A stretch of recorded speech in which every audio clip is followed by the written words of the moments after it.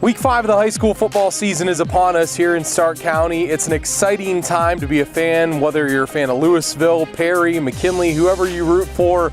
It's the perfect time because you're halfway through the season after this week, and that means that it's time for another preview review with WHBCSports.com. I'm Jon Bozeka, and this week I have the pleasure of being joined by our Alt Care TV Game of the Week voice in Dave Scheetz. And Dave, last week you were at Hoover to see the Hoover Vikings take on the Glen Oak Golden Eagles, and Hoover ran away with that one 48-7. I want to ask you first what you like about the Vikings, and then second of all, they have a sophomore quarterback who accounted for 6 touchdowns, don't they? They sure do. We're talking about sophomore Connor Ashby, and I think, John, the first thing that stands out is the domination of the Hoover offensive and defensive lines and the Hoover defense. I mean, yes, Ashby and the offense played great, but the offensive and defensive lines dominated Glen Oak, and you don't see that very often against the Glen Oak team.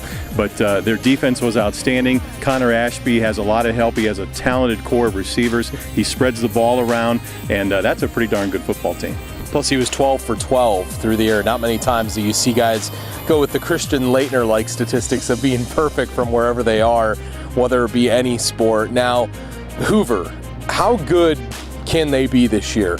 Can they compete for a Federal League title, you think? Well, I haven't seen everybody else in the Federal League. I've only seen McKinley, Glen Oak, Perry, not Lake, not some other schools as well. But I think they can be right there.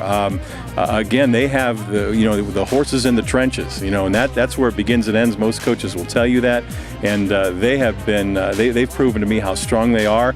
Now, if you get into a bad weather night and Connor Ashby can't throw the football as effectively, that could play a key role. But I'll tell you what, they're as talented as a group as I've seen so far this year.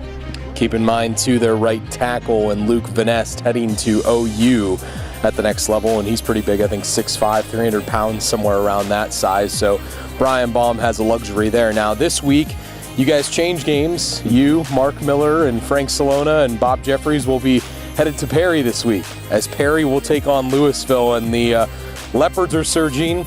I think the Panthers are surging, too. This makes out to be a great ball game. Well, it sure does. Perry's off to a 4-0 start. They are a Perry team that is a typical Keith Wakefield team. They're physical. They're not as big across the front as they've been in the past few years, but that unit has meshed very well.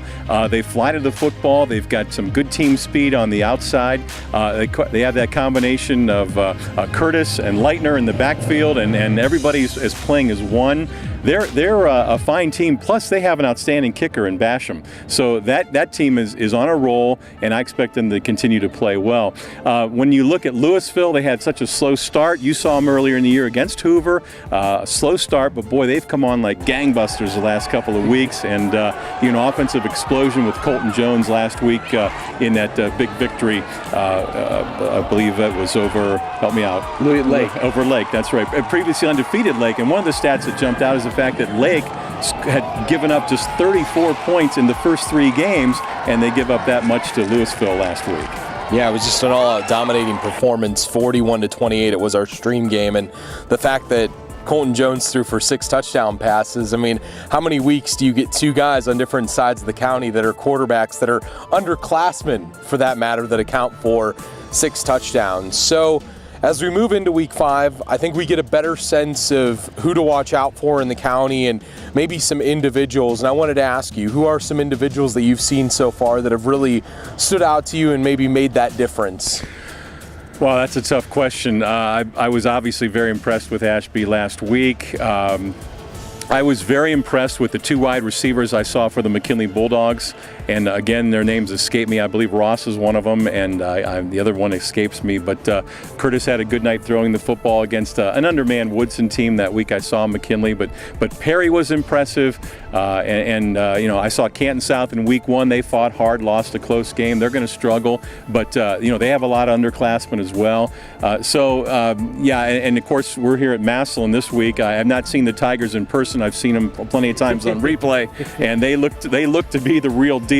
So people are going to be watching them. And again, I'm very much interested to see how Louisville performs against Perry. Their schedule this year, because they've gone independent, have been forced to go independent basically, but they're playing Federal League teams, they're playing other schools as well in the area. It's a meat grinder schedule.